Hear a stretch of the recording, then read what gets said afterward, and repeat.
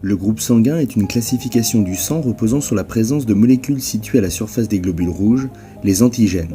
Il en existe des centaines, mais les plus importants sont les antigènes A, B et D. Si l'antigène A est présent sur la surface du globule rouge, l'individu est de groupe sanguin A. Si c'est l'antigène B, il est de groupe sanguin B. Si les deux antigènes A et B sont présents, il est de groupe AB. S'il ne porte ni l'antigène A ni l'antigène B, il est de groupe sanguin O. L'antigène D, lui, détermine le rhésus.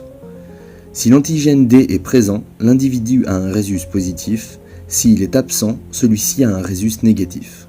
Les antigènes sont reconnus par des cellules du système immunitaire appelées anticorps, qui identifient les substances étrangères afin de les détruire. Le corps fabrique des anticorps contre les antigènes des autres groupes sanguins. Ainsi, un individu du groupe A possède des anticorps contre l'antigène B.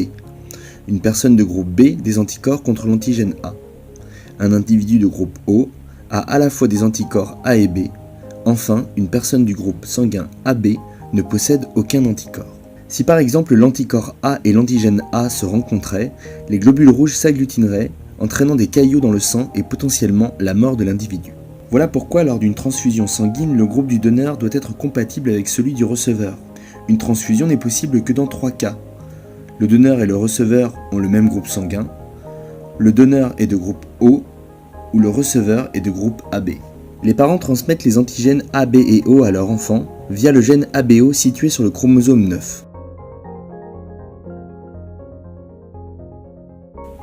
Ce gène possède 3 formes nommées allèles.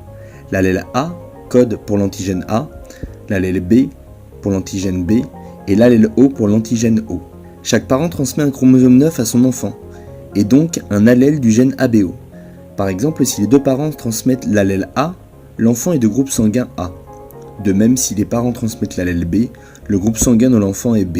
Si un parent transmet l'allèle A et l'autre l'allèle B, le groupe sanguin de l'enfant est AB. Les allèles A et B s'expriment toujours, contrairement à l'allèle O.